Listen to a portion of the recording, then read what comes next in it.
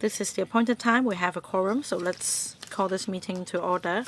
Welcome to the meeting of the panel on financial affairs. The first item is information papers issued since the last meeting.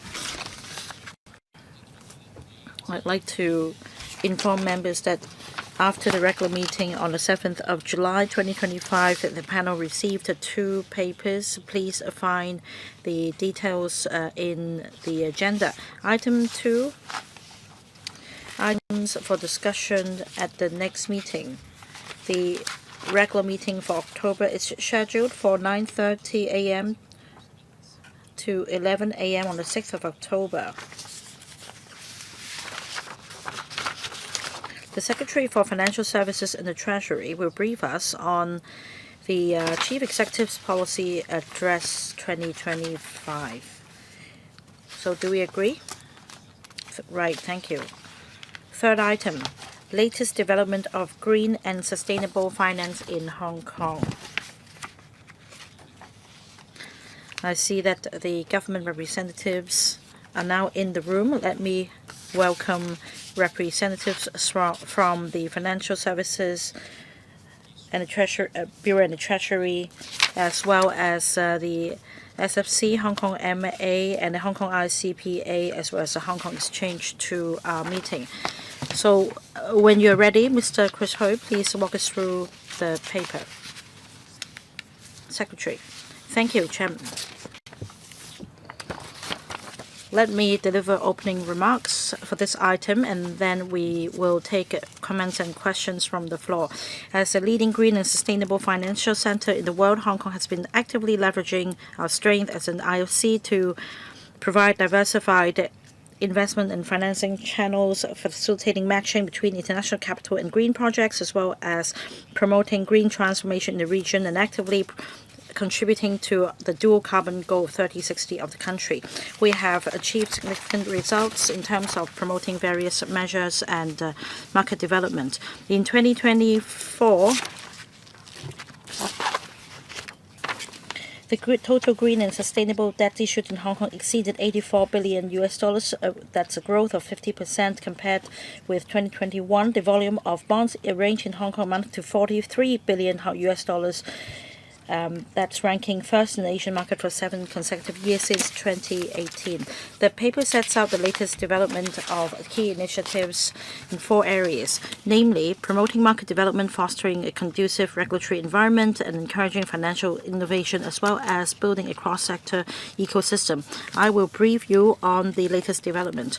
On government sustainable bond program, the government issues government sustainable bond to promote green bond market in Hong Kong. As of June this year, the government has successfully issued approximately 240 billion Hong Kong dollars equivalent of green bonds denominated in Hong Kong dollars, renminbi, euros, and US dollars with various tenors. They provide an important benchmark for potential issuers in Hong Kong and the region. So far, the program has provided funding for 116 eligible local green projects. Second point, diversified financing channels for green projects and enterprises. Starting from 2021, local mainland governments have issued offshore renminbi local government bonds in Hong Kong with a cumulative total of 40 billion renminbi as of July 2025. These bonds include green bonds, blue bonds, sustainable bonds, and social bonds. We've also strived to strengthen the breadth and depth of Hong Kong's fundraising platform. In recent years, we've rolled out various promotion measures. After consulting the market, in March 2023, the Hong Kong Exchange launched the listing regime for specialist tech companies, facilitating large-scale specialist tech companies that cannot meet the profit or revenue requirement of the main board eligibility tests to list and raise funds through the new eligibility tests. This regime currently covers 5 specialist technology industries, including new energy and other areas, so as to facilitate these tech firms in attracting international capital and expanding their business. Now, the third area relates to carbon markets. The government has been promoting the development of carbon markets in Hong Kong. In 2022, Hong Kong Exchange launched Core Climate, an international carbon marketplace. So far, this is the only carbon marketplace that offers renminbi and Hong Kong dollar settlement for the trading of international voluntary carbon credits. The platform's participant number reached 100 by the end of 2024. With a number of carbon exchanges in the mainland, the Hong Kong Exchange also signed a memorandum of understanding so as to share expertise and explore collaboration. The fourth area relates to sustainability disclosure. In December last year, we wrote out a roadmap on sustainability disclosure in Hong Kong for large publicly accountable entities to fully adopt the ISSB standards no later than 2028. So that is a clear roadmap. The Hong Kong Institute of Certified Public Accountants, HKICPA, is the sustainability reporting standard setter in Hong Kong. After conducting a public consultation, they published in December 2024 the Hong Kong standards, which are fully aligned with the ISSB standards. The IFRS Foundation published the jurisdictional profiles on the adoption of ISSB standards and confirms Hong Kong's status. We also promote financial innovation. We issued, for example, 2 tokenized green bonds, which is the first batch of government-issued multi-currency and tokenized green bonds around the world. It shows the government's commitment and the leading position in promoting tokenized bonds and green bonds. We're going to regularize this exercise. The Hong Kong MA is preparing for the launch of the third tranche. The last point is about enhancing the ecosystem.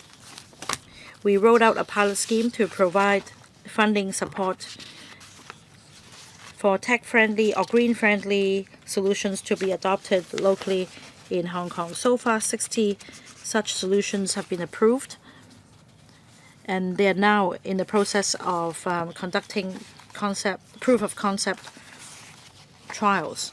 The sixth point is building a cross-sector ecosystem. The government launched in 2022 the pilot Green and Sustainable Finance Capacity Building Support Scheme for application by local eligible market practitioners and professionals as well as students and graduates of disciplines. As of the end of July, there were 95 eligible programs with a total reimbursement amount of $42 million. To give continuous support to this training program, we extend the scheme to 2028. We also have internship initiative and will enhance the collaboration on relevant training, including the inaugural International Carbon Market and also the Hong Kong Green Week, which will be held next week. These events provide a good platform for collaboration and communication among stakeholders. We will continue to promote green and sustainable finance through various channels to consolidate Hong Kong's status as the green and sustainable financial hub in the region. That's all from me. I welcome comments and questions from members. Thank you, Secretary. The floor is now open. Each member will have 4 minutes. Questions and answer, please. Let me read out the name of members in this order: Chen Ying, Chen Kin Po, Jeffrey Lam, Wendy Hong, Johnny Ng, Tan Yue Heng, Rock Chen, Duncan Chiu, Carmen Kan, Starry Lee, Bill Tang, and Edmund Wong. Mr. Ronald Chan will kick off. Thank you, Chair. According to statistics, the public finance will only be able to meet 10 to 15% of demand for green projects. We need participation from the private sector. However, as far as green projects are concerned, they carry the same risks. Financial institutions find it very difficult only to invest in green projects. In the UK, a government fund is set up and a green investment bank is established. In fact, there are 2 in two in Asia, one in Japan and other in Malaysia. So my first question is whether the government will make reference to the practices in UK and other Asian countries so as to set up similar institutions such as the GIB to expand the scale of the green financial market. For commercial banks, very often they will securitize assets and sell them in bulk so as to increase the turnover of assets. At the moment, this operation in Hong Kong is limited in scale. My question is about green products. In order to securitize green products, we need to go through some steps such as risk assessment, certification.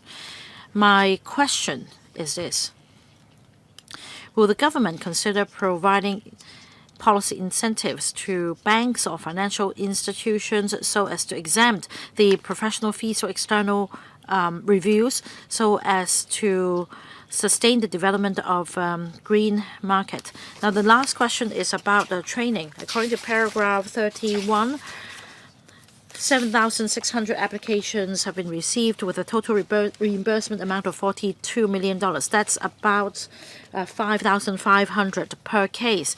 Now, I believe the amount is sufficient for a one-off course, but not enough for a half-year or full-year course because the reimbursement ceiling is up to $10,000. Will you consider increasing the ceiling of this reimbursement amount so as to encourage people to take up more in-depth courses or advanced courses? Secretary, let me answer the members' questions this way. Now, regarding the first and the second question, they relate to financing, and that is how we can leverage on the private capital to support green projects. Now, as I mentioned in my opening remarks, in terms of green and sustainable bonds, we are faring quite well, not limiting to government's commitment, but also private participation. Apart from green bonds, can we have green shares, green stocks? And that for listed companies, would there be greater transparency on how green they are, so to speak, so as to encourage investment? I think the government's role is to enhance transparency and provide a clear regulatory environment so that interested investors will be able to have regard to the indicators. So that's a fundamental point. Like I said, apart from government-issued green bonds, in my opening remarks, I also touch upon creating this environment in general so that capital could be channeled to the relevant areas. Now, as far as our role is concerned, I think it is important to provide a stable, regulated environment. Now, the third question relates to our support, financial support for talent training. Our goal is to provide the greatest flexibility to the market so that participants will be able to find courses and training programs that suit their need. On the whole, what we seek to achieve is to drive the development of the market so that without direct funding support from the government, there will be various courses available. So we'll continue to enhance our existing program. And more importantly, we need to understand the role of the government as a regulator and a facilitator for the private sector's participation. Next, Mr. Chen Kin-po, I'm a director of the Hong Kong Exchange. I'd like to focus on the carbon market. Now, the transaction volume for the voluntary carbon trading remains low. In the short term, there may not be anything meaningful coming out of it. So I'd like to know your view on the outlook of the carbon trading market. The other point is that since we are quite closely aligned with the Western markets and we have one country, two systems, how do we leverage on our advantage to build the connection between the mainland and other markets? Secretary, our positioning is clear. The Hong Kong economy itself is rather small. We don't have any enterprises emitting huge volumes of CO2. So what we try to do is to leverage our strength in financing. We create this voluntary carbon credit market. So we have core climate.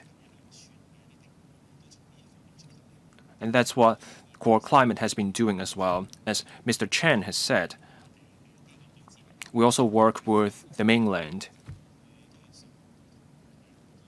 Our exchange has worked with mainland exchanges, so we have entered into memoranda for understanding. We have talked to those exchanges. Opening up an exchange or market requires policy discussions, and there are risks involved. And that requires ongoing discussions with the exchange. So I see if my colleagues from the exchanges have anything to say on this. Anything to add? Thank you. So the first question has to do with prospects, and the second question has to do with promoting our standards. Now, for voluntary carbon credits, we start with a small number of enterprises. So for the future, we have a few goals. One, working with the mainland's carbon market. So we work with the Shenzhen Green Exchange, and we also work with the Guangzhou Carbon Exchange. We have entered into MOUs. We're looking at pilot schemes within the Greater Bay Area. And back in 2023, we also signed an MOU with the Beijing Green Exchange. Again, that's about green and carbon-related collaboration. In June this year, with the guidance of our country's environmental ministry, we held an initiative. It was a seminar.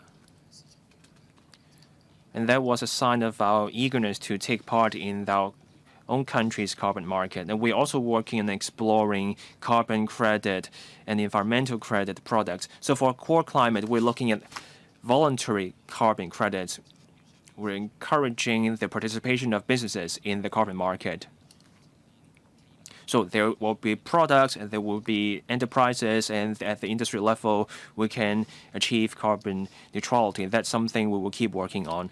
The third point is to promote green and sustainable development in Hong Kong and the Greater Bay Area. We want to raise awareness. The carbon market is relatively new to the scene. So over the past couple of years, we have been promoting the application and awareness of the carbon market. We want to set up some successful practices, and we also want to be a thought leader in this area so that we can contribute to the dual carbon goal. Anything else to add? If not, we come to Mr. Jeffrey Lam. Now, for carbon emissions and carbon credit trading, Hong Kong is behind other places. So for green and sustainable development, we have to pick up the pace. The low trading volume has to do with the absence of legislation on what to do with the carbon emissions. Other places, other countries have such laws in place. So for heavy polluters, they have to buy carbon credits. So for us, the HKSAR, we have to pick up the pace, and we also have to keep an open mind about such legislation. Support from the financial sector and the banking sector also matters. Of course, the government should also play a role. So my question is, back in 2023, HKEX put in place this scheme for the listing of specialist tech companies. So a new eligibility test was brought in for those firms to raise funds. The global drive towards green development is moving faster. So you now have green startups. Those startups are struggling with capital in their R&D. So our specialist tech companies regime should cover those green startups, but we have yet to meet all the needs of those green startups. So my question for the Secretary is, will we set up a new regime, a new listing regime for the listing of green startups? Will there be a special scheme for such green sectors, or will we set up a dedicated equivalent to the GEM board for the green startups to get listed in Hong Kong?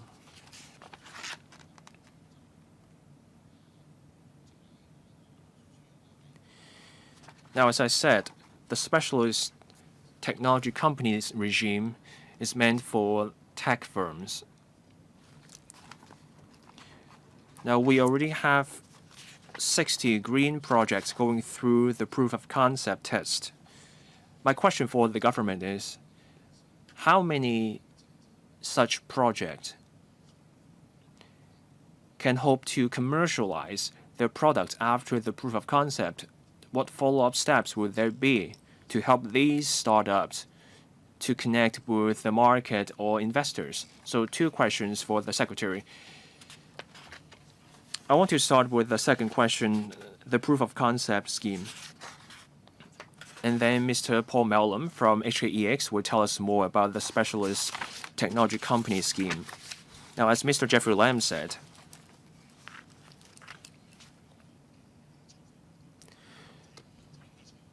so we're trying to help these startups. We want them to support our green development. Now, of the 60 green projects, each get $150,000. Those projects cover a wide range of areas: green and digital development, ESG disclosures, carbon trading, ESG data, as well as climate risk modeling and assessment. In the 3rd quarter this year, the proof of concept tests will go through, and if they work out, the projects will be implemented. Now, if there's market interest, those projects will be commercialized, and then those technologies will be commercialized. Now over to Mr. Paul Mellum. Mr. Mellum? Yeah, it's been mentioned the specialist tech regime also includes the green energy and environmental protection. So if a company is in that industry, then it qualifies as a specialist tech company. The market cap thresholds for those companies are quite high at the moment, but we brought them down under our temporary modifications earlier this year. And those temporary modifications stay in place for several years in the future. We have seen that other markets do have a regime where they will provide assurance as to whether a company is a green company or not. And then put a marker on those companies and then allow those companies to list. It's something we're actively looking at, and we are interested in. The advantage being that it means that there's one round of due diligence happens on those companies as whether they are a green company. And so each investor doesn't have to do their own due diligence. So it's something we are looking at and we'll take away and consider. Next question, Dr. Wendy Hong. Thank you, Chairman. I thank the Secretary for walking us through the latest development of green and sustainable finance in Hong Kong. So here are my questions.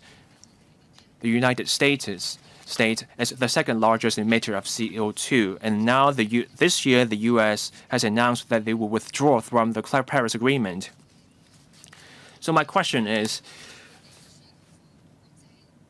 when we have the U.S. pulling out, will there be a drop in the demand for carbon credits? Will that slow down the development and supply of such products? Will other countries follow the U.S. example and slow down the development of the carbon market as a whole? Now, the paper mentions that transition bonds will also be covered by the funding schemes without giving details. Now, our aviation industries are carbon-heavy industries. The mainland also has carbon-heavy industries such as steel making.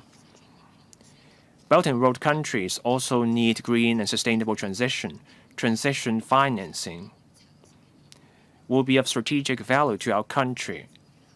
So can the government tell us more about the future plans for our transition funding schemes?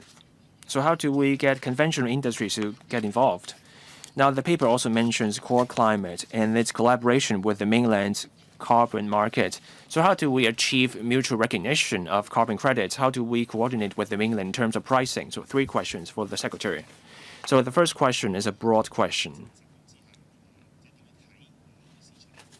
Our view on the carbon market and carbon trading, given the macro environment. The second question has to do with participation in the core climate. Now, on transition financing. Now, the HKMA can take the question about transition financing. Now, the overall picture.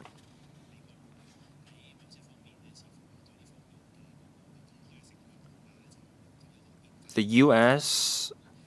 has indicated a change in its commitments. We're seeing less transparency now. Now, we have talked to different bodies from different places.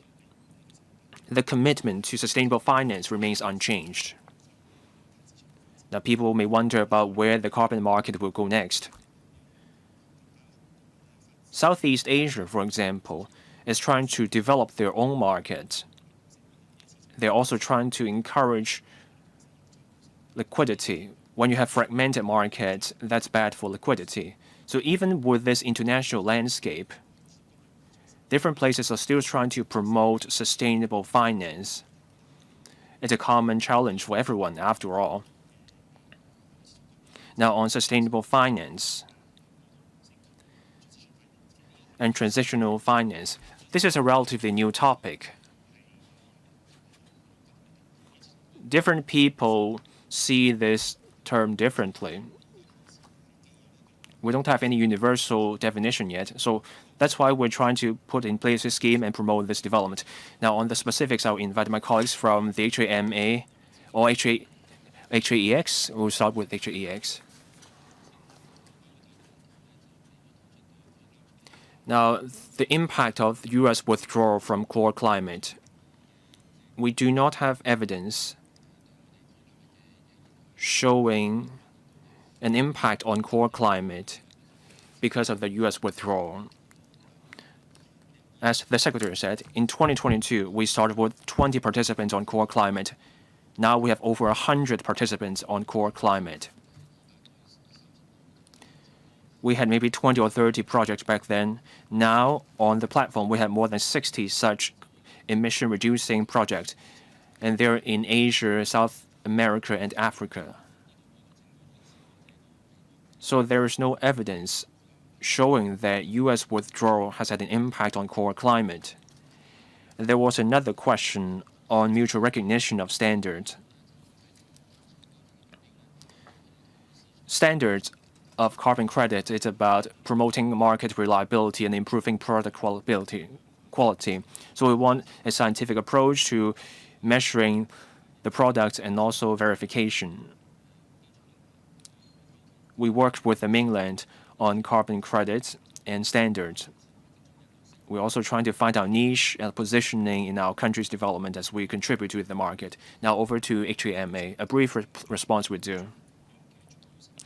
We do note the importance and potential of transitional finance. That's why in 2024, we extended the funding scheme for green and sustainable finance, and we have also covered transitional financing products under the scheme.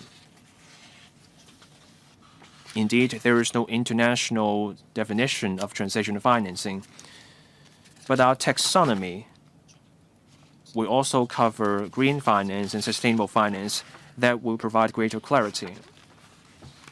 Next, Dr. Johnny Ng. Thank you. I thank the Secretary for walking us through green and sustainable finance in Hong Kong. So my questions have to do with paragraphs 27 and 28.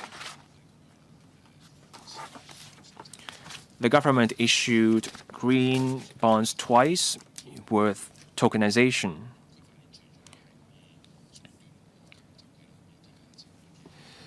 Blockchain helps shorten the settlement cycle. We can now do T+1. We can also keep track of records, and we can also use the technology for recording.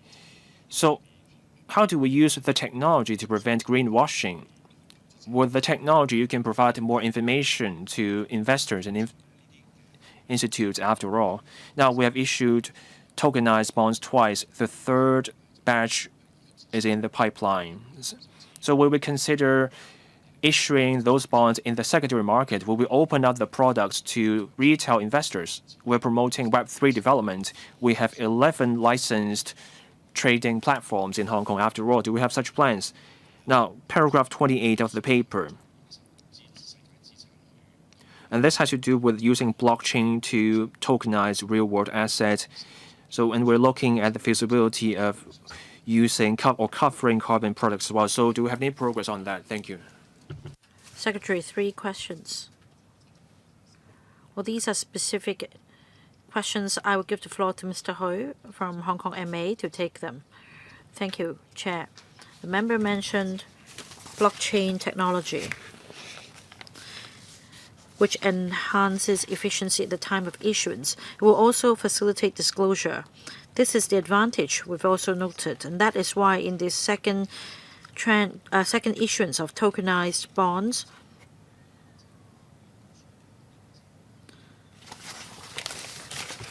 we published the relevant green bond documents, including the framework provided by the issuer and the third-party assessment report on the digital platform, so as to enhance the transparency of information.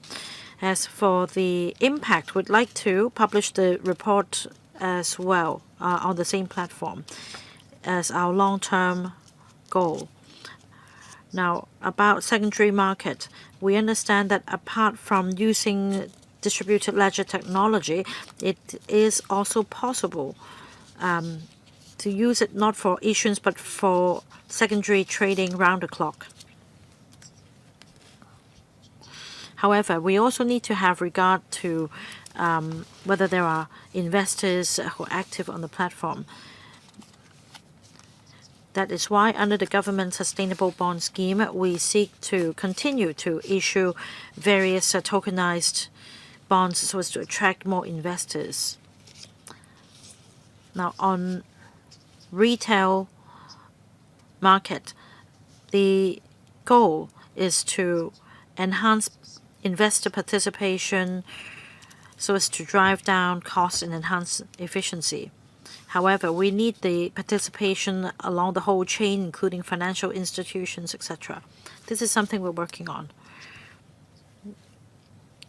Carbon credit, the third question. Anything to add? On carbon credit, under Project Ensemble, we are trying tokenized deposits and also CBDC settlement, interbank settlement. One of the use cases is to explore the feasibility of tokenizing carbon credit using blockchain technology. Now, we're making progress. We'll make announcement in due course. Next, Dr. Tan Yueheng. Thank you, Chairman. I'd like to make 2 points. First, about mainland government green bonds. In the middle of this paper, I understand that multiple financing channels will be provided to green projects and enterprises, and then several local governments in the mainland, including Shenzhen Municipal People's Government, the People's Government of Hainan Province and Guangdong Province have already issued renminbi bonds close to a tune of $40 billion.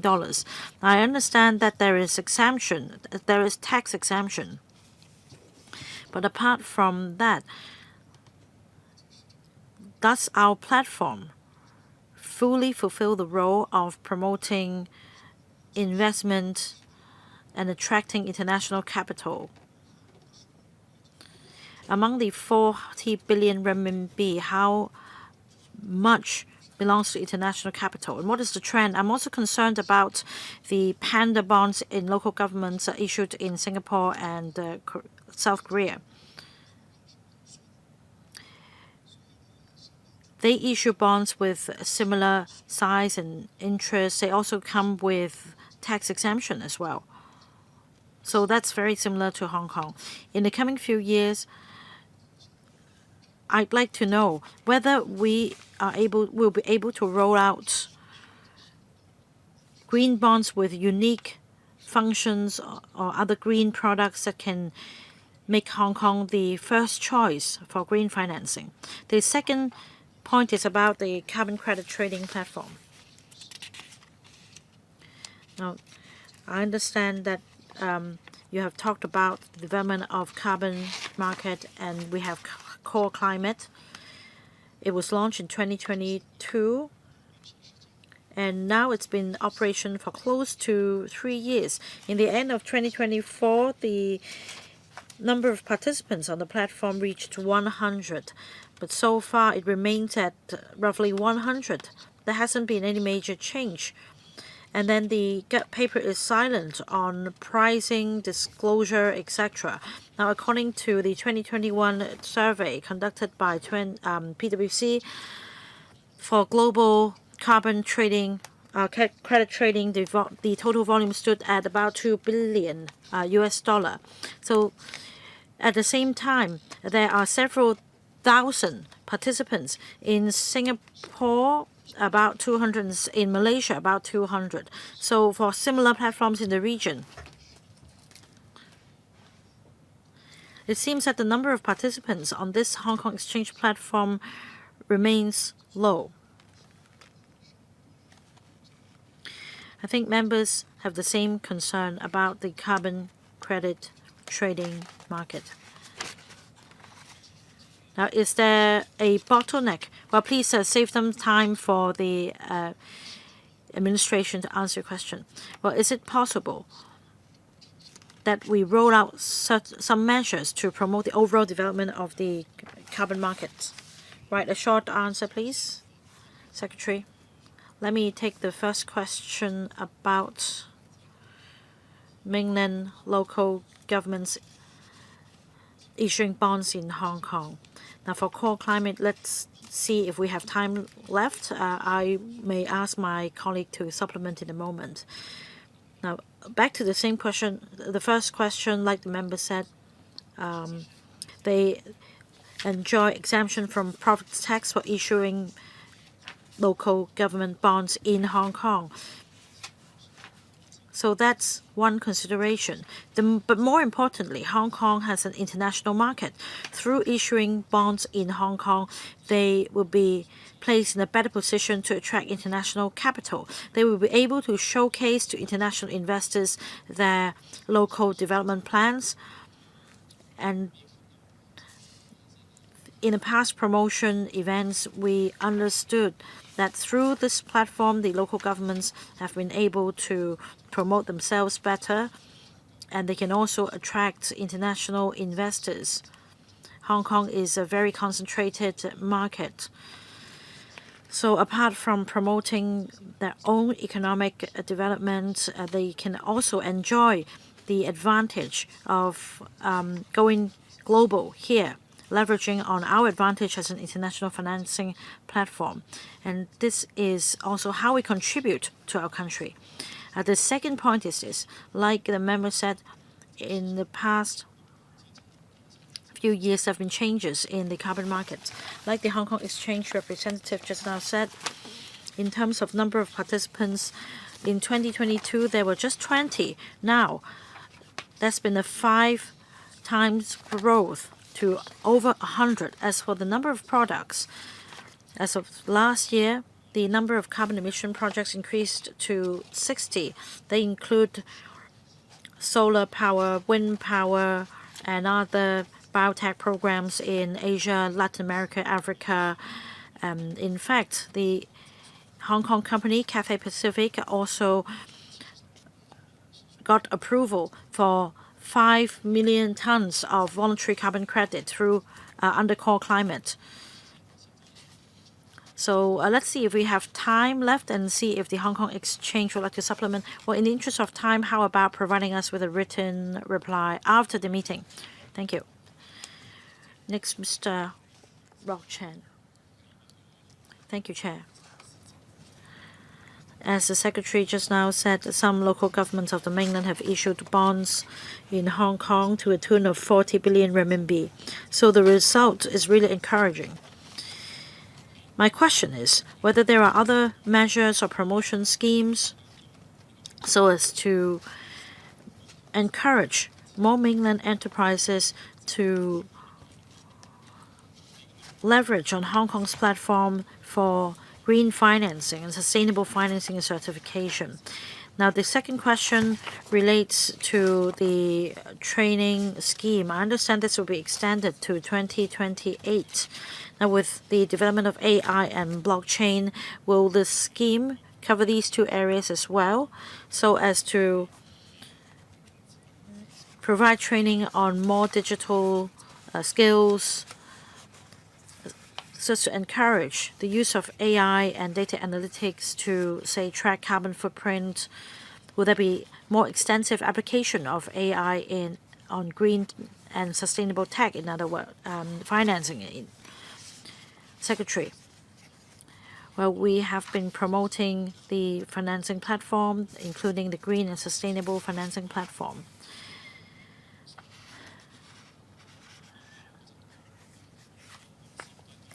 The participants involved includes multiple or multilateral international banks, private institutions.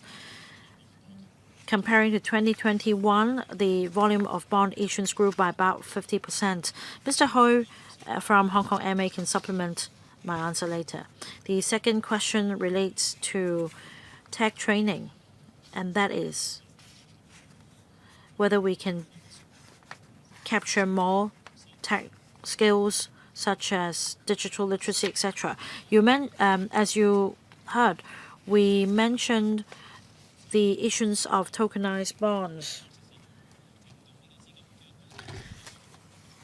We seek to attract green capital. We want investors to understand what these projects are about. And we also want to make transparent how the investment could drive a change in the environment. And this is something we will work on. It's not just about an investment. It's about how we can promote green and sustainable financing development. I will give the floor to Mr. Hui to supplement from Hong Kong MA. Yes, Chairman, we fully agree that apart from attracting mainland local governments to issue bonds in Hong Kong, it is very important for us to attract mainland enterprises to issue bonds here as well. According to market data, for mainland enterprises issuing green and sustainable bonds in international markets, they usually use Hong Kong as the platform for issuance. In 2023, the Hong Kong MA signed an MOU with NDRC to promote mainland enterprises issuing bonds in Hong Kong.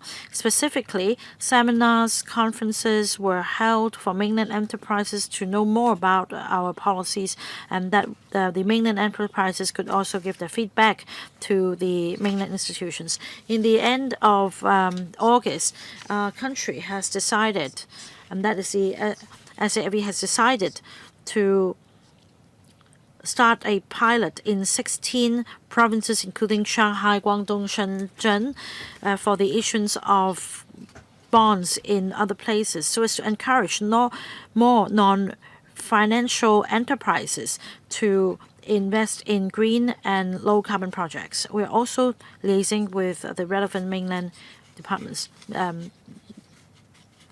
Mr. Duncan Chiu. Now, I'm concerned about green tech. We enjoy the advantage, and we should be able to promote the development of green tech. In the paper, I understand that the government introduces standards for the carbon trading market and also listing regime for specialist tech companies. Now, these are more related to mature enterprises, but we also have startups. We have different policies to support green tech startups, but we have two major problems. One is use cases. When it comes to green tech, now we have market dominance in several areas such as marine or power companies, etc. Either nobody enters the market as new entrants, or there will be many obstacles. So the question is how we can provide more incentives for them to develop in Hong Kong. For digital assets, etc., we have sandbox projects. So these are very good initiatives for banks and green tech firms to try their projects. So sandbox projects should be rolled out for green tech startups for them to be able to liaise with different departments and for different government departments and enterprises to try the products. The second hurdle is capital.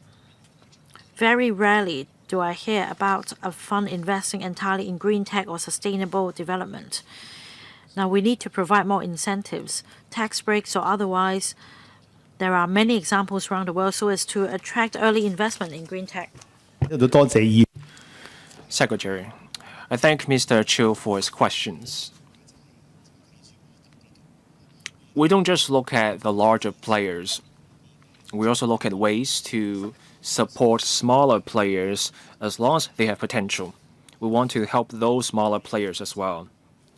So in June 2024, we launched this funding scheme, the Green and Sustainable FinTech Proof of Concept Funding Support Scheme. Now, green tech is part of green and sustainable tech. So, of course, the government can play a role here. With this proof of concept funding support scheme, if a tech startup has an innovative technology and they want to commercialize it, we want to give support to such a company so that they can implement their technology. Technology requires more than just discussions. You have to apply the technology. That's why you need application scenarios.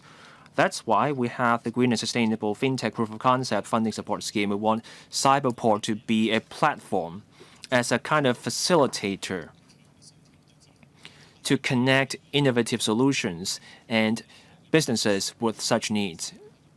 And it will be easier for those tech startups to come into contact with companies. That's why that used to come under only fintech scheme. The commercialization is at 60 or 70%, which is pretty good. Now for green and sustainable products, it's at 60%. It's at 60. That is 60 project. Cyberport can play a role in promoting the commercialization of green technologies. Now, apart from application scenarios and capital, we want to achieve another goal, and that is better promoting Hong Kong's ecosystem, especially the green fintech ecosystem. That is why we are teaming up with Invest Hong Kong. We have this map. So we have roughly 100 green tech companies. We set out those companies in the map. If businesses want to team up with these businesses, they can refer to the map. This is more than just money. We want to have this middle person in the form of this map promoted by Invest Hong Kong so that businesses can talk to those green startups. This is an example of how we support and help those smaller innovative firms in their work. Now, in the interest of time, I will draw the line after Ms. Carmen Khan asks a question. So if you haven't pressed the button, please do so quickly. Next, Ms. Carmen Khan.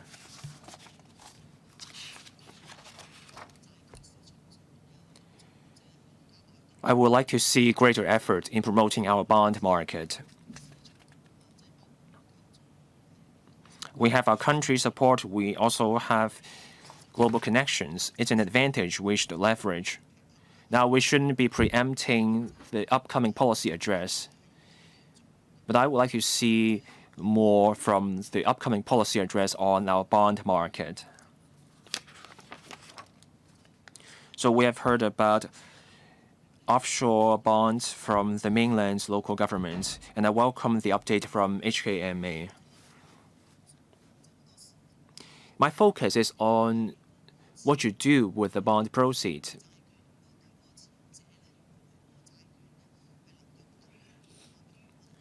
We would like to see the bond being able to use for more purposes. Say, we can consider allowing bondholders to use the bond as collateral.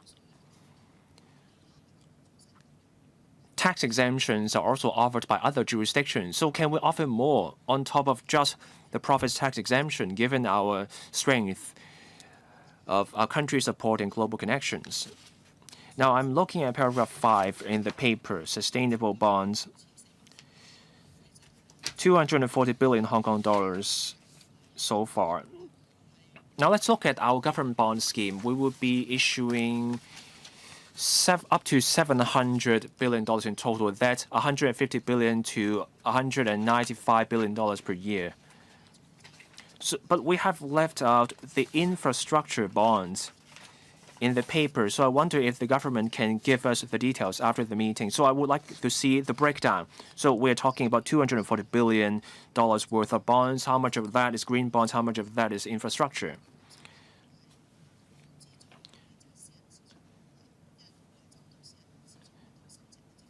Now, we do have funding support schemes for the private sector.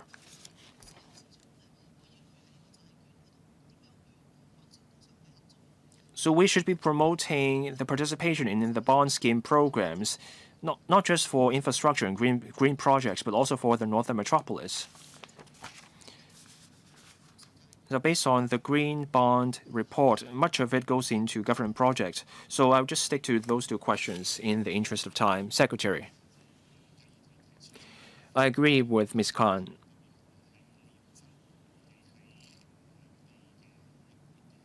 Indeed, we should leverage our connection with the mainland in terms of issuing bonds and also the use of mainland bonds as collateral.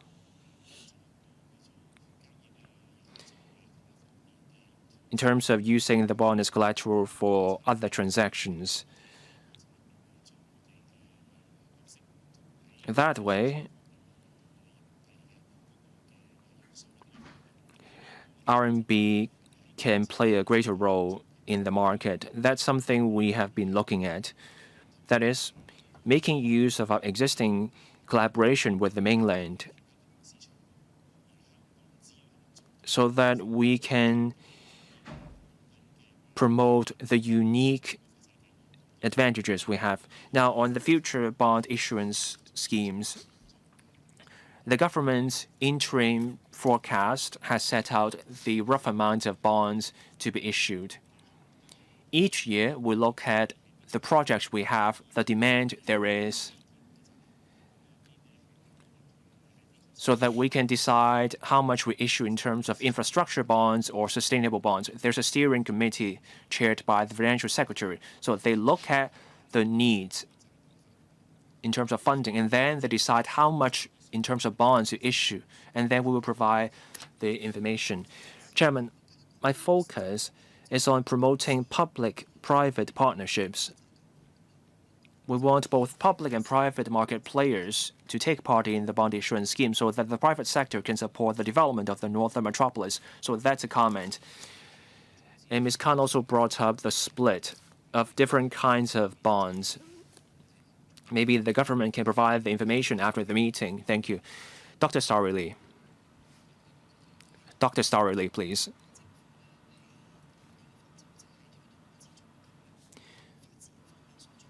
I acknowledge the government's efforts in promoting green and sustainable finance. For the 7th year in a row, we have come first in the Asian market. We are one of the financial centers of our country. Our country needs a huge amount of money in development after all. So for our future plans, we should work with the mainland. We should work with the firms and local government so that they come to Hong Kong for financing. So other members have already touched on Hong Kong's appeal. So institutionally speaking, how do we work with the mainland? Say you have mainland investors coming to Hong Kong, they buy bonds here because they trust our financial market. So our regulation will have to keep up. So I wonder if more can be said on this. So are we confident that we can be a major place for issuing green and sustainable bonds for the mainland? Now, my next question has to do with talent. ESG-related disclosures will keep moving forward. Globally, we have to implement the ISSB standards.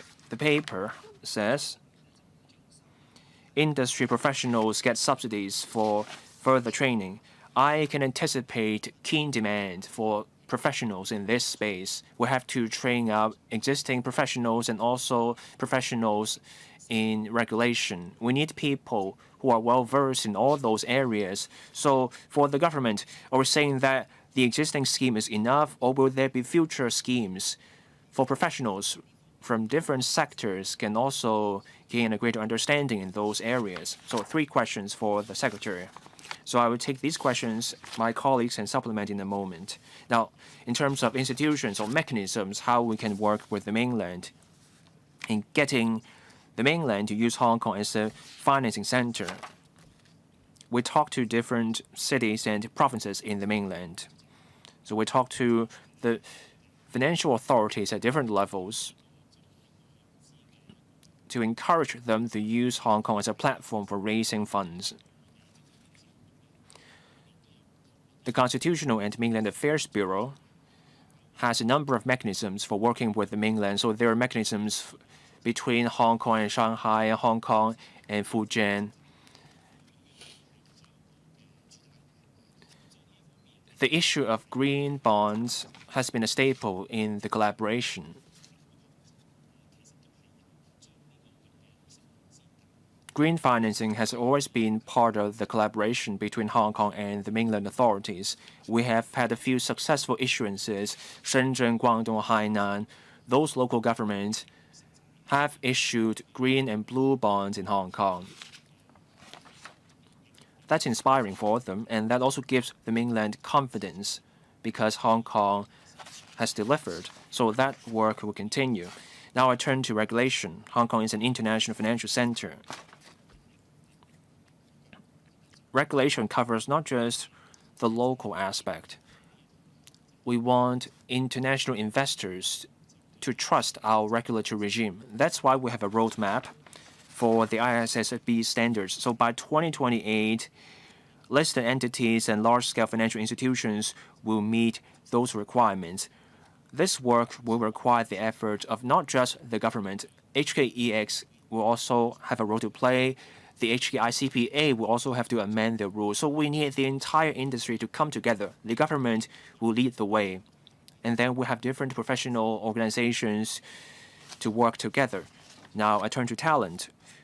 Dr. Lee mentioned the demand for talent. That's why this matter has been close to our heart. ESG talent is now on our talent list. You need the business to be there before the talent is on stream. There has to be opportunities for the talent. And that's why improving the regulatory landscape will create demand for such talent. And then you can attract talent once the business is there. And that covers training local talent as well. I have to extend the meeting for 15 minutes. And then I will draw the line. After the member speaks, so we'll come to Mr. Bill Tang. Thank you.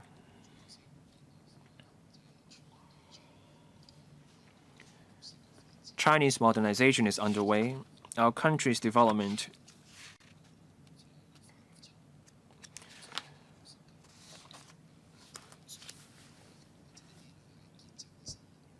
So when you look at green development, decarbonization, new energy, clean energy, everything comes back to Chinese modernization. Hong Kong's role is to support fundraising.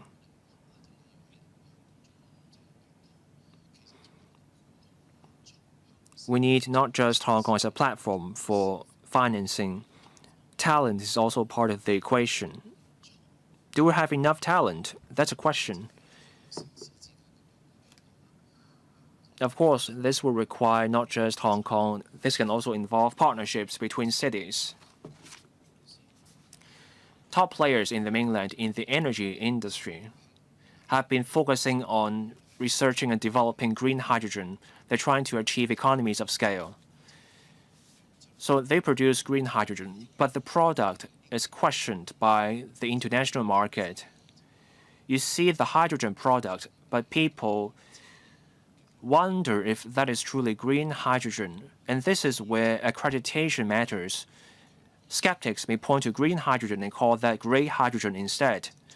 Of course, financing matters, but then do we have the capability to verify the green product? Other members have already brought up the issue of greenwashing. Now, I'm a non-executive director at the MPF Authority. There's much to be desired in terms of disclosures for green products. Now, we have the EMPF platform. You don't see information about green products when you choose a fund to invest in. You cannot tell whether the funds do invest in green products. Some people may even worry that all the talk about green issues will compromise profit. So we have to show people that green development is good overall. Now I turn to application scenarios. Buildings consume a lot of energy every year. Even the government has a lot of buildings. So can we provide application scenarios from government buildings for green technologies? So I would like a response. 3 questions, Secretary. Thank you. I'll give an overall reply, and then I will give the floor to the SFC or the Hong Kong MA to say more on the regulation of funds and also the taxonomy and how we align with the EU standards. Now, the member made a very good point. In the mainland, there have been significant achievements on green and sustainable finance. Now, this year marks the 20th anniversary, and that is why in the mainland we also see important initiatives on green and sustainable finance. Now, there is a role for Hong Kong to play.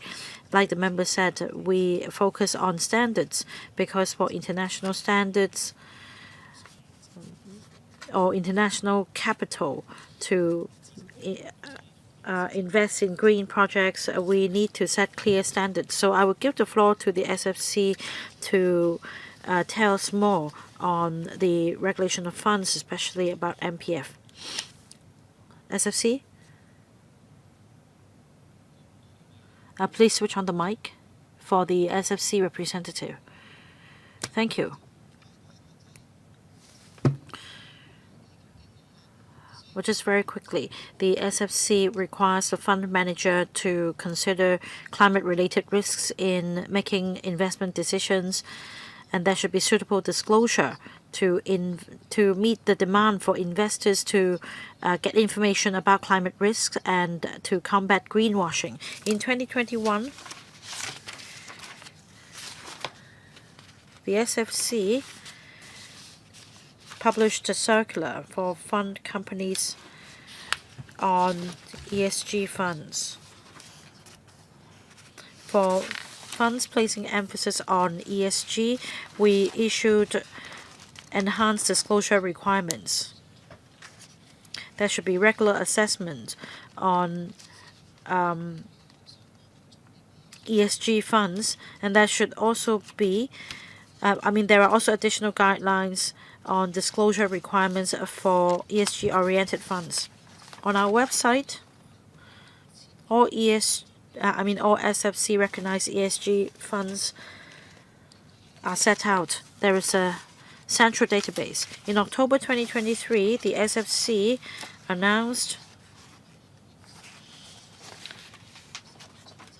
a set of code for voluntary compliance for ESG rating institutions. Now, an industry-led working group has been set up for drawing up the code, and the regulator is the observer. It was published in October last year.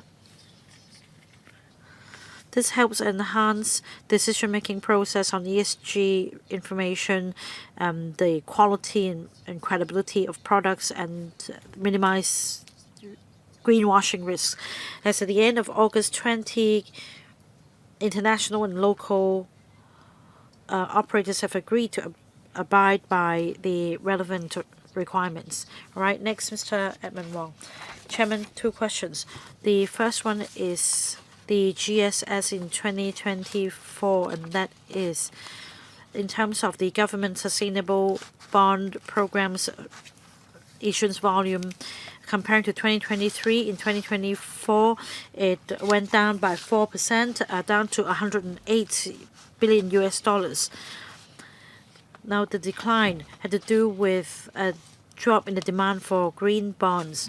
My question is whether in the second half of this year the government will roll out more incentives such as more tax breaks so as to maintain our status as a leading green and sustainable bond hub in the region. And then in paragraphs 10 and 11 of the paper, we briefed about this disclosure roadmap. The Hong Kong CPA will make use of SSB as the standard setter. Now, we are an important stakeholder or service provider, so our sector is concerned about talent training. In fact, our institution also roll out a certificate in sustainability course, and I understand from the paper that there is this training scheme for green and sustainable finance. It's called Capacity Building Support Scheme. It's a pilot scheme. I understand that we want to have a similar pilot training scheme for professional accountants in Hong Kong to receive training, because professional accountants are important stakeholders or service providers. We have been asking for the profession to be included in the pilot scheme to no avail. I understand the Secretary supports our profession as well. Can you make sure that your team will work harder so that we can be incorporated as quickly as possible? Because on the 1st of July this year, the S2, that's Sustainability 2, has come into force. We need to catch up, and that means we need to include accountants in your training scheme so as to promote development. Let's see if your colleagues will supplement. Thank you, Chair. In fact, I think I've answered this question before. We have composite advantages as a green and sustainable bond issuance hub. Now, apart from investment by investors and governments alike, I think one important factor is that we have international investors in Hong Kong. We have this community here, and if you issue bonds here, you will be able to have access to the international investors and the market. So the government's role is to maintain this advantage in the overall environment. The second question is about the accountancy profession. The member's question was about talent training and capacity building, in particular for green and sustainable finance related. In fact, for ESG talents, in our talent list recently, we've included accountants as well. So definitely, the enterprises can join the scheme. Now, you also mentioned a specific question about the accountancy profession. Let me give the floor to the Hong Kong ICPA to supplement. Yes, just very briefly. As a standard setter, our institute issues standards. We also provide various forms of support. For example, in the beginning of this year, we published Sustainability 1, that's S1 of the guide to promote sustainable development. Within this year, we'll roll out S2. As for professional qualifications, we plan to revamp the course materials in 2026. We will also review the curriculum with various universities so as to encourage universities to include sustainable development in their course. As for continuous learning, the Hong Kong ICPA held over 40 CPD courses since 2024 with over 12,000 participants. And like Mr. Wong said, in July this year, we also rolled out a course on certification of sustainability report. We're applying for incorporation in the pilot scheme, as mentioned. We believe the results will be known in September or October. I understand there are many applicants. It may take time for the government to go through all the applications. We'll continue to maintain liaison with the government. Well, just very briefly, no, we don't have time. You can deal with that after the meeting, Mr. Holden Chow. Thank you, Chair. 2 questions. Paragraph 5 of the paper. I understand the government has done a lot. As of June 2025, the government has successfully issued 240 billion Hong Kong dollars, covering 116 eligible local green projects. Now, my question is this. Perhaps not today, perhaps after the meeting, the administration could provide us with information about the green bonds totaling 240 billion Hong Kong dollars and the relevant locations of these investors. There may be local or international ones. Can you tell us something about their background for the benefit of members so that we can have a better idea of the geographical locations, so that we understand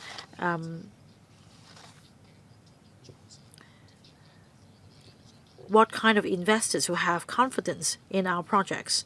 Now, the next point is about green maritime energy. I understand that the Development Bureau has just announced that Tuen Mun will be developed into a new green marine fuel storage hub. Now, earlier on, we held a roundtable conference. We discussed with experts about this area. Apart from ammonia, there are other chemicals. In terms of certification, whether it meets the green standards, there are other issues such as new energy, new developments, new R&D companies may join our efforts as well. So I want to know whether there'll be more support. I understand that this comes under the portfolio of the Transport and Logistics Bureau, but since it also involves green maritime fuel, such as processing, testing, development financing, even trading, then the FSTB may be involved. So my question is, may I invite the Bureau to step up liaison with the Transport and Logistics Bureau, because I think this is definitely the upcoming highlight. Secretary. First of all, I thank the member for supporting us in promoting the development of bond market in Hong Kong. Specifically, I will provide supplementary information about the geographical locations you mentioned later. Second point, of course, financing is important, but it is even or equally important that we have regard to the target projects. So our colleagues strive to ensure that these green projects are cost-effective and they carry potential. I think it's very important in terms of attracting investors and capital. So from our perspective, if international investors are interested in these projects, we'd like to make sure that standards are aligned so that international investors have information about what standards we meet. So in terms of sustainable green finance, we focus on standard setting and alignment. Now, the member mentioned maritime fuel, but apart from that, we also have green buildings obtaining the relevant international status. And that drives international investment. In fact, we also have green bond investing in the government's green building projects. Our role is to provide clear standards and regulations so that green capital have transparent information about the projects that they invest in. The third point, as mentioned by the member, is about different activities such as futures trading. It is important to set standards so as to promote the market. And that is why we need to set standards for carbon emissions and other activities. And the core climate is rolled out by the Hong Kong Exchange exactly because of that. We want to provide standards for the market and the products.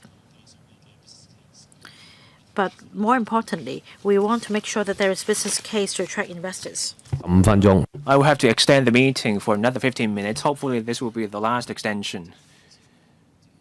And for the government, when you do provide details after the meeting, please try to cover all the points raised by members. We now come to Mr. Michael Lee. Well, lush mountains and lucid waters are invaluable assets. We're all familiar with that. I'm grateful to the government for all the effort on green and sustainable finance. My focus is on how popular are these initiatives. Now, people think about protecting the environment and clean energy, but then they may mean very little to the average person. So how do we standardize the products and how do we achieve accreditation? So I wonder if there's a blueprint or a roadmap from the government about what Hong Kong can hope to achieve. Hong Kong can do much. Under the 14th five-year plan, we can do auditing, testing, and certification. We can do that. We have great universities for R&D. So let's take a step forward. We also have two great exchanges. We have the stock exchange. We also have a metals exchange. So I wonder, can we do an exchange for green and new energy products? Can we align ourselves with global standards, and can we also align ourselves with the mainland standards? That's how we can truly achieve support from our country and global connections. Now, for public participation in all this, paragraph 31 mentions a pilot scheme, 7,600 applications, $42 million in total reimbursement, up to $10,000 for each application. But then if someone wants to dig deeper into testing and certification and legal services, $10,000 per course is not enough for longer courses. So can people apply for tax deductions if they spend money on such courses? That's how we can encourage young people and even retirees to take those courses, and then they can contribute to those green industries.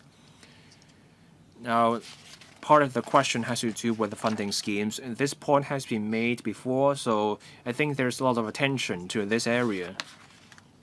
Secretary, I think Mr. Lee made a good point. As we pursue our policies, we have to stay focused on fixing problems. We have to make it clear to the community and show them the real change we are bringing about. Green and sustainable finance is now well known. People are familiar with it. Mr. Chow just mentioned he held a roundtable. Green and sustainable technology or finance is now part of people's everyday life.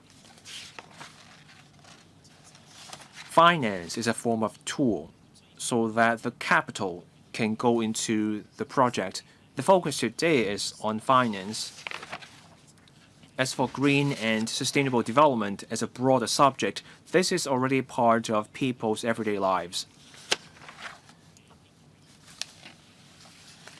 Now, how do we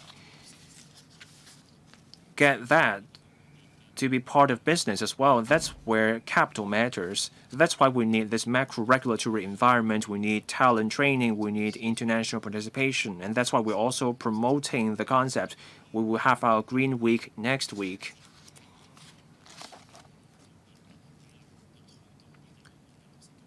We want to promote green finance across different fronts. Now, on the courses, how do we redouble our effort to train talent? With us at the meeting here, we have not just the regulators, but also industry organizations. They're also working on nurturing talent. For us, we work on the policy, we work on the landscape, we set the direction so that the industries have an idea where to focus on, and this is also where we will focus on in the days to come. Now it's my turn to ask questions. I want to focus on sustainability disclosures. So we now have a roadmap for sustainability disclosures. Now by 2028, large-scale, publicly accountable entities will have to adopt those international disclosure standards. So now we have a clear pathway.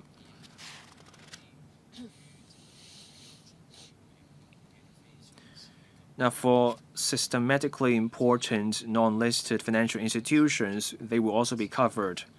Again, by 2028, they will have to apply the Hong Kong standards. But how do we tell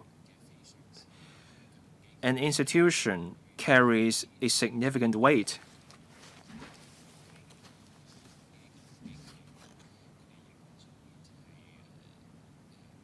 We have all these different entities, listed and non-listed. How do we make sure they can support sustainable development without adding to their operational costs or compliance costs? We want to give them flexibility, and we want to see robust development for them as well. So I want to hear more on this. So I will say a few words on this, and then my colleagues from the SFC can come in. Now I want to start with the roadmap. Now for publicly accountable entities, they will have to adopt the ISSB standards.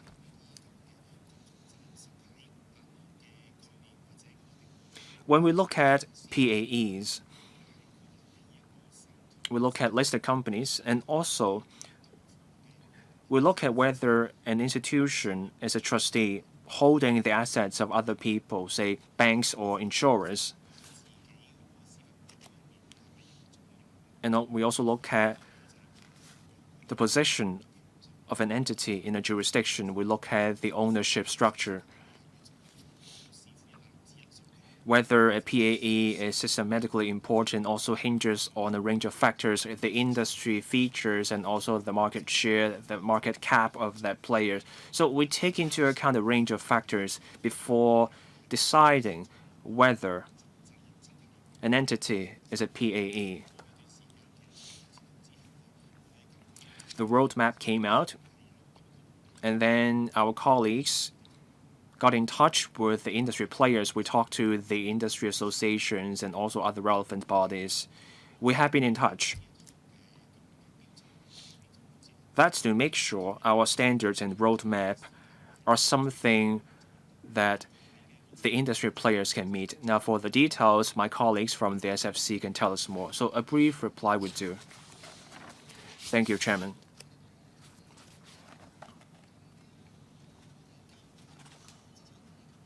Now, so when we look at the asset managers we regulate, especially for those carrying a significant weight, there will be industry consultations this year. We will also keep an eye on global developments. We also consider a range of factors, including local and international developments.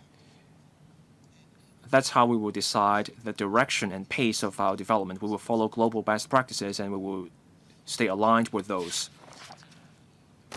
Now, this member pressed the button after I drew the line, so I will allow you 3 minutes. Please be brief. I actually pressed the button before you announced the line would be drawn.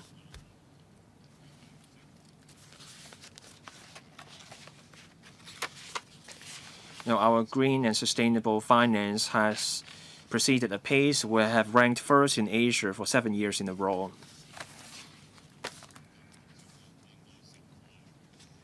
The results are encouraging. The government has played a significant role. Paragraph 5 in the paper says that as of June this year, the government had issued approximately 240 billion Hong Kong dollars equivalent of green bonds.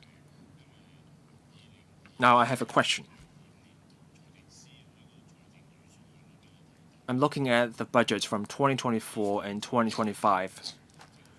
The infrastructure bond program and also the green bond program will be subject to a cap of $500 billion. Now, for green bonds, that has already taken up $240 billion.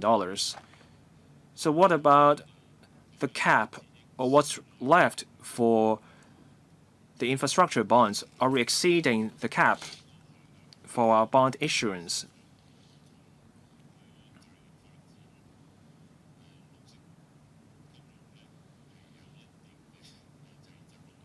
That cap of $500 billion will constrain our development in green finance. So we want to go forward with green development. We also want fiscal prudence. This is a balancing act. Does the government think this cap of $500 billion is appropriate? For the government, do we have any guidelines within the government on the breakdown of infrastructure bonds vis-à-vis green bonds? Secretary. The Financial Secretary offered a medium-range financial forecast that covers the bond issuance for the next 5 years. Some members raised questions about our fiscal health. Now, based on that forecast,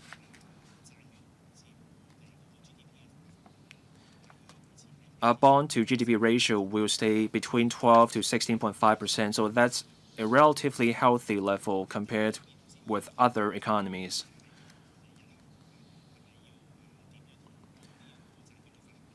Dr. So also raised a question about our future green development and how we can also ensure fiscal prudence or robustness at the same time. When we want to adjust the level of bonds we issue, we come to Legislative. Legislative will get to look at our proposal. We want to show everyone, including international rating agencies, that we act with restraint. We follow rules. We can sort out our finances. So we have mechanisms as an institutional safeguard. And also, our debt to GDP level is also at a healthy level. So we will stick to our established practice. And we will stick to fiscal discipline in what we do.